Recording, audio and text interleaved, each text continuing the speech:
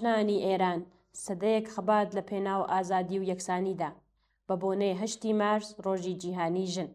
8 مارس ڕۆژی جیهانی ژن بیرهێنەرەوەی زیاتر لە سەدەیەک خەباتی ژنان بۆ ئازادی و یەکسانی. مێژووی خەباتی ژنان لە ئێرانیش بەشێکە لەم مێژووە جیهانیە، مێژوویەک کە لە کۆتاییەکانی سەردەمی قاجارەوە دەستی پێکرد و تا ئەمڕۆ بەردەوامە. لە ماوەی ئەم زیاتر لە 100 ساڵەدا ژنانی ئێران چەندین جار بۆ مافی خوێندن، بەشداری کۆمەڵایەتی، یەکسانی یاسایی و ڕزگاربوون لە هەڵاواردن هاتوونەتە مەیدان و هەر جارێکیش لەلایەن پێک هاتە سیاسی، ئاینی و کۆمەڵایەتیەکانەوە ڕوبەڕووی ئاستەنگی قورس بوونەتەوە. لەگەڵ ئەوەشدا ئەم خەباتە هەرگیز نەوەستاوە. پرسی مافەکانی ژنان لە ئێران بۆ یەکەم جار لە کۆتاییەکانی سەردەمی قاجار بە شێوەیەکی جدی هاتە ئاراوە. لەم سەردەمەدا هاتنی بیر و ئەندیشە نوێیەکان و هەروەها بوونی ئەو بانگخوازە ئاینیە مەسیحیانە کە قوتابخانەی نوێیان دامەزراند پرسی خوێندنی گشتی کردە بابەتێکی گرنگ لە کۆمەلگادا. بەڵام خوێندنی ژنان لەگەڵ دژایەتی توندی پیاوانی ئاینی ڕوبەڕوو بووەوە. هێندێک لە کەسایەتیە ئاینیەکان لەوانەش شێخ فەزلوڵڵا نووری بە دەرکردنی فتوە تەنانەت خوێندنی ژنانیان بە پێچەوانەی شەریعەت ڕاگەیاند. سەرەڕای ئەم دژایەتیانە ژنانی پێشەنگ لە پێناوکردنەوەی ڕێگەی خوێندن و وشیاری هەوڵیاندا. یەکێک لەو ژنانە بریتی بوو لە بیبی خانم ئەستەر ئابادی، یەکێک لەو ژنە خوێندەوارانە کە پێش شۆڕشی مەشروتە لە ماڵەکەی خۆیدا لە تاران یەکەمین قوتابخانەی کچانی بە ناوی مەدرسەی دووشیزگان دامەزران. چالاکیەکانی ئەو لەگەڵ دژایەتی توندی پیاوانی ئاینی ڕوبەڕوو بووەوە و لە کۆتاییدا ناچار کرا قوتابخانەکە دابخات. ئەستەر ئابادی لە نووسینەکانیدا ڕەخنەی لە کولتوری پیاوسالاری گرت و باسی لە بابەتگەلێکی وەک سەپاندنی جۆری پوشاک بەسەر ژناندا، بێبەشکردنیان لە خوێندن، گوشارە کۆمەڵایەتیەکان و هەژاری بەربڵاو کرد. لە هەمان سەردەمدا ژنان لە نامەیەکدا بۆ پارلەمان بە بەراوردکردنی دۆخی ئێران لەگەڵ ئوروپا دواکەوتووی کۆمەلگایان گەڕاندەوە بۆ دۆخی ژنان. لە تەورێزی ژنێک بە ناوی زەینەب پاشا ژنانی دژی گەندەڵی حکومی و ئیمتیازە داگیرکاریەکان کۆکردەوە. لە کاتی شۆڕشی مەشروتەدا ژنان ڕۆڵێکی چالاکیان گێڕا. یەکێک لە گرنگترین ڕێکخراوەکانی ئەو سەردەمە بریتی بوو لە یەکیەتی نهێنی ژنان. ئەم ڕێکخراوە نەک تەنیا لە چالاکیە سیاسیەکاندا بەشدار بوو، بەڵکو خوازیاری چاکسازی جدی بوو لە بەڕێوەبردننی وڵاتدا. ئەندامانی ئەم یەکیەتیە لە نامەیەکدا بۆ پارلەمان تەنانەت پێشنیاریان کرد ئەگەر نوێنەران ناتوانن ئەرکەکانی خۆیان جێبەجێ بکەن با بۆ ماوەیەک بەڕێوەبردننی کاروباری وڵات بدرێتە دەست ژنان. هەروەها تۆڕێکیان لە ژنان لە شارە جیاوازەکان دروست کرد و لە کاتی گەمارۆدانی تەورێز لەلایەن هێزە دەوڵەتیەکانەوە هێندێک لە ژنان تەنانەت بەجلی پیاوانەوە بەشداریان لە شەڕەکاندا کرد. ژنان هەروەها زێر و خشلەخشلەکانی خۆیان بەخشی بۆ دامەزراندنی بانگی نەتەوەیی و ڕێگری لە پاشکۆیەتی ئابووری وڵات. دوای پێکهێنانی ئەنجومەنی دووەم لە ساڵی 1906 ڕێکخراوەکانی ژنان لە تاران و شارەکانی دیکە گەشەیان کرد. لە یەکێک لە ڕووداوە بەناوبانگەکانی ئەو سەردەما نزیکەی 300 ژنی چەکدار چوونە ناو پارلەمان و داوایان لە نوێنەران کرد بەرگری لەسەر بەخۆی وڵات بکەن. سەرەڕای ئەم حزورە چالاکە یاسای بنەڕەتی مەشروتە هیچ مافێکی بۆ ژنان لە بەرچاو نەگرت و ئەوان هەروە لە بێمافی سیاسی دامانەوە. لە ساڵەکانی دواتردا ڕێکخراوە جیاوازەکانی ژنان پێک هاتن. ئەنجومەنی ئازادیە زەنان لە زۆمرەی ئەو یەکەمین ڕێکخراوانە بوو کە بە ڕاشکاوی داوای مافە سیاسی و کۆمەڵایەتیەکانی ژنانی دەکرد. لیژنەی زەنانی ئیسفەهان بە ڕێبەرایەتی سدیقە دەوڵەتئابادی ڕۆژنامەیەکی بە ناوی زمانی ژنان بڵاو دەکردەوە و باسی لە دموکراسی و سۆسیالیزم دەکرد. هەروەها ڕێکخراوەی پەیکی سەعادەتی نسوان لە ڕەشت کاری دەکرد بۆ فێرکردن و بارهێنانی ژنان، دروستکردنی قوتابخانەی کچان و بەرەودان بە یەکسانی کۆمەڵایەتی. شۆڕشی ئۆکتۆبری رووسیا لە ساڵی 1970 کاریگەریکی بەرچاوی لەسەر بزوتنەوە کۆمەڵایەتیەکانی ئێران لەوانە بزوتنەوەی ژنان هەبوو.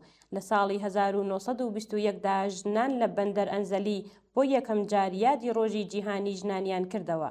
لە هەمان سەردەمدا کۆمەڵەی شۆڕشگێڕانەی ژنان لە شیراز بۆ ئازادی و یەکسانی ژنان و دژی حیجابی زۆرەملێ چالاکی دەرکرد، هەرچەند حکوومەت زۆر زوو قەدەغەی کرد. لە سەردەمی پەهلەویدا بەهۆی گەشەی ئابووری سەرمایەداری و پێویستی بە هێزی کاری هەرزان هێندێک چاکسازی یاسایی لە بەرژەوەندی ژنان ئەنجام دران. لە ساڵی 1962 مافی دەنگدان بە ژنان درا و تەمەنی یاسایی هاوسەرگیری بەرزکرایەوە. هەروەها یاسای خێزان چاکسازی تێداکرا، چوونە ناو بازاڕی کاری ژنان تا ڕادەیەک پێگەی کۆمەڵایەتی ئەوانی گۆڕی. بەڵام سەرەڕای ئەم پێشکەوتنانە لە ناوەڕاستی دەیەی 1350 واتە دەیەی هەفتای زاینی ژنان تەنیا نزیکەی 13% هێزی کاریان پێک دەهێنا. بە سەرکەوتنی شۆڕشی 1357 ڕەوتی گۆڕانکاریەکان وەستا و کۆماری ئیسلامی هەر لە سەرەتاوە سیاسەتێکی توندی دژی ژنان گرتە بەر. تەنیا 2 هەفتە دوای جێگیربوونی حکوومەتی نوێ پرسی حجابی زۆرەملێ هاتە ئارا و ژنان لە ناڕەزایەتی دژ بۆ بابەتە ڕژانە سەر شەقامەکان. ئەم ناڕەزایەتیانە یەکەمین حرەکەتی ناڕەزایەتی بوو دژی حکوومەتی تازە بەدەسەڵات گەیشتوو. بەڵام زۆرێک لە هێزە سیاسیەکانی ئەو کاتە لە گرنگیەکەی تێنەگەیشتن. حکوومەتی نوێ هەوڵیدا ژنان دووبارە بگەڕێتەوە بۆ ڕۆڵە نەریتیەکان واتە دایکێتی و کاروباری ناوماڵ. زۆرێک لە ژنان فەرمانبەر لە کارەکانیان دەرکران و ڕێژەی کارکردنی ژنان بە ڕادەیەکی بەرچاو دابەزی. تەمەنی یاسایی هاوسەرگیری بۆ کچان کەم کرایەوە. سیاسەتەکانی هاندان بۆ پەرەسەندنی دانیشتوان جێگەی سیاسەتەکانی کۆنتڕۆڵکردنی لەدایکبوونیان گرتەوە. یاسا نوێیەکان نەک تەنیا مافەکانی ژنانیان سنووردار کرد، بەڵکو هەڵاواردنی بەربڵاویان لە بوارە جیاجیاکانی ژیانی کۆمەڵایەتی و یاساییدا دروست کرد. بەڵام ژنانی ئێران هەرگیز لە بەرامبەر ئەم گشارانەدا تەسلیم نەبوون. لە دەیەکانی یەکەمی دوای شۆڕشدا گروپ و ڕێکخراوە جیاوازەکان لەلایەن ژنانەوە پێک هاتن. لەوانە کۆمەڵی ژنانی خەباتکار، ئەنجومەنی ڕزگاری خوازی ژنان، یەکیەتی ژنانی خەباتکار و ڕێکخراوەکانی دیکە. زۆرێک لەو ڕێکخراوانە لە بزوتنەوە سیاسیەکانی ئەو سەردەمە نزیک بوون و هەوڵیان دەدا دەنگی ژنان لە ناو کۆمەلگادا بەرز بکەنەوە. لە دەیەکانی دواتردا و بەتایبەت دوای کۆتایی هاتنی شەڕی ئێران و عێراق پرسی مافەکانی ژنان جارێکی دیکە لە ئاستی کۆمەلگادا هاتەوە بەرباس. هەندێک لە بزوتنەوەکان و پێشنیارکردنی چەمگەلێکی وەک فمینیزمی ئیسلامی هەوڵیاندا چاکسازیەکی سنووردار لە چوارچێوەی ئەو یاسانەیە ئێستا بخەنە بواری جێبەجێکردنەوە. جگە لەوەش بزوتنەوە سێکۆلارەکان و هەروەها گروپگەلێکی بچووکە فمینیستیە چەپەکانیش لە بوارە جیاجیاکاندا دەستیان کرد بە چالاکی. هەروەها کەمپەینەکانی وەک 1 ملیۆن واژۆ بۆ گۆڕینی یاسا جیاکاریەکانیش هەر لەم سەردەمەدا دروست بوون. واقعیەت ئەوەیە کە سەرەڕای هەموو ئەمانش هەڵاواردن دژی ژنان لە ئێران هەتا ئێستا پێکهاتەیی و قوڵە. ژنان لە زۆر بواردا خاوەنی مافی یەکسان نین. ئەزموونی زیاتر لە سەدەیەک خەباتی نیشانی داوە کە ڕزگاری ڕاستەقینەی ژنان تەنیا بە چاکسازی سنووردار لە یاساکاندا بەدەست نایێت. پرسی ژنان بەستراوەتەوە بە پێک هاتە قوڵە ئابووری و کۆمەڵایەتیەکانی کۆمەلگاوە. میژووی خەباتی ژنان لە ئێران نیشانی دەدات کە هەر کاتێک ژنان لە پاڵ بزوتنەوە کۆمەڵایەتیەکانی دیکەدا بەتایبەت بزوتنەوەی کرێکاری و بزوتنەوەی ئازادی خوازەکاندا وەستان دەرفەتی پێشڕەوی زیاتریان بۆ ڕەخساوە. ئەمڕۆ لە ڕۆژی جیهانی ژندا و بێرهێنانەوەی ئەم میژوە دوور و درێژە گرنگیکی تایبەتی هەیە. ئەو ژنانەی لە درێژەی سەدەی ڕابردوودا بۆ خوێندن، ئازادی، یەکسانی و کەرامەتی مرۆڤ خەباتیان کردووە، ڕێگەیەکی سەخت بەڵام ئیلهام بەخشیان کردووەتەوە.